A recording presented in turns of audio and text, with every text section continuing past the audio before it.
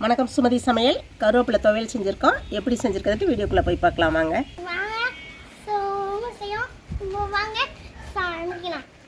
கடாயில் எண்ணெய் ஊற்றிக்கலாம்ப்பா. கொஞ்சம் நிறைய எண்ணெய் ஊற்றிக்கலாம். ஒரு 4 ஸ்பூன் அளவுக்கு ஊற்றிக்கங்க.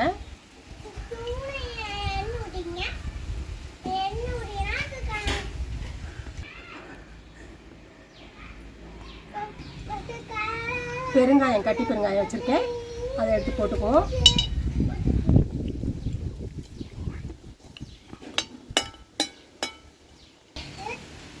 கருப்பு உளுந்து வச்சுருக்கேன், அதையும் போட்டுக்கலாம். 1 ஸ்பூன் ஃபுல்லாக இருக்கும். கடலைப்பருப்பு 1 ஸ்பூன் வச்சுருக்கேன், அதையும் போட்டு 2 1 நல்லா வறுத்துக்கலாம்.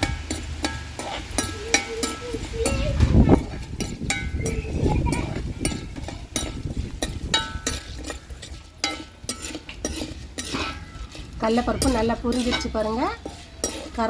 கடலைப்பருப்பு கருப்பு உளுந்து போட்டிருக்கேன். வெள்ளை உளுந்து வேணால் வெள்ளை உளுந்து போட்டுக்கோங்க. கருகாமல் இது மாதிரி பொரித்து எடுத்து வச்சுக்கோங்க. பூண்டும் சின்ன வெங்காயமும் வச்சுருக்கேன், அதையும் போட்டு நல்லா வதக்கிக்கலாம்.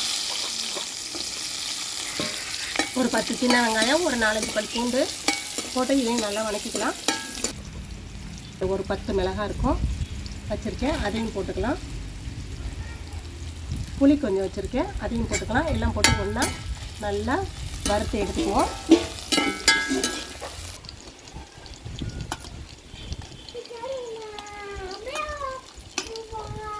தேங்காய் 1 முடி தேங்காய் திருவி வச்சுருக்கேன். சின்ன முடியாக இருந்துச்சு, அதனால் 1 முடி தேங்காய் திருவி வச்சுருக்கேன்.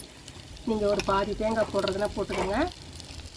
பாதி முடி தேங்காய் போட்டுக்கோங்க. போட்டு இதையும் நல்லா வறுத்து எடுத்துக்கோங்க. வெங்காயம், பூண்டு, புளி, மிளகாய், தேங்காய் எல்லாம் நல்லா வணங்கிருச்சு. இதை ஒரு பாத்திரத்தில் தனியாக எடுத்து வச்சுக்குவோம்.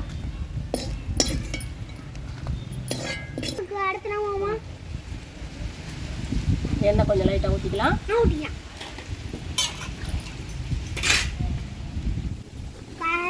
கருவேப்பிலை நல்லா ஒரு பிடி அளவு இருக்கும், எடுத்து வச்சுருக்கேன். அதையும் போட்டு நல்லா வறுத்து எடுத்துக்குவோம்.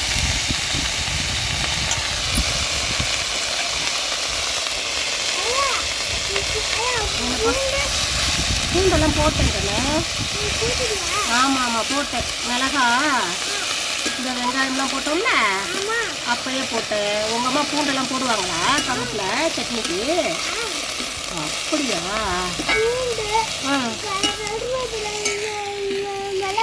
மிளவா அப்படியா?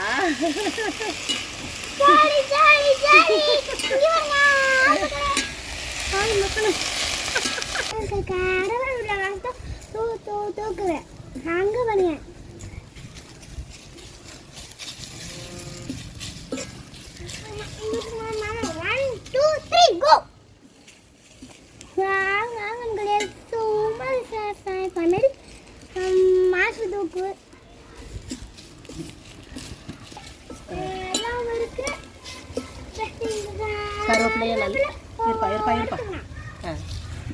கருவேப்பிலையே நல்லா வறுத்தாச்சு. இது தனியாக ஒரு பாத்திரத்தில் எடுத்து வச்சுக்குவோம்.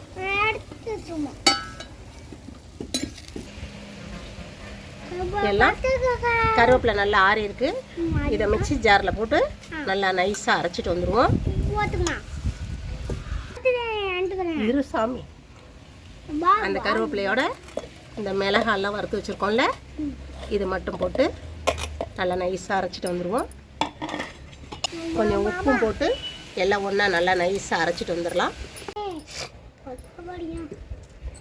நல்லா நைஸாக அரைச்சி எடுத்துகிட்டு வந்துட்டேன். இப்போ உளுந்தும் கடலைப்பருப்பும் வச்சுருக்கோம்ல, அதையும் போட்டு அரைச்சிட்டு வந்துடலாம்.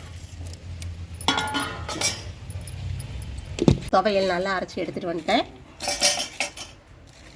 இந்த துவையல் கொஞ்சம் இப்படி இந்த பருப்பு நான் அதனால தான் லாஸ்ட்டில் போட்டு அரைச்சேன். கொஞ்சம் குறைன்னு இருக்கணும். அப்படி அரைச்சி சாப்பிட்டா தான் சாப்பாட்டுக்கெல்லாம் ரொம்ப நல்லா இருக்கும் சாப்பிடும்போது. கருவேப்பிலை துவையல் அரைச்சி எடுத்தாச்சு. இது சாப்பாட்டுக்கு, இட்லிக்கு, தோசைக்கு எல்லாத்துக்கும் நல்லாயிருக்கும். நான் தாளிக்கல, நீங்கள் தாளிக்கிறதா இருந்தால் தாளித்து எடுத்து வச்சுக்கோங்க. இதே மாதிரியே செஞ்சு சாப்பிட்டு பார்த்துட்டு சுமதி சமையலுக்கு லைக் பண்ணுங்கள், ஷேர் பண்ணுங்கள், சப்ஸ்கிரைப் பண்ணுங்கள். தேங்க்யூ.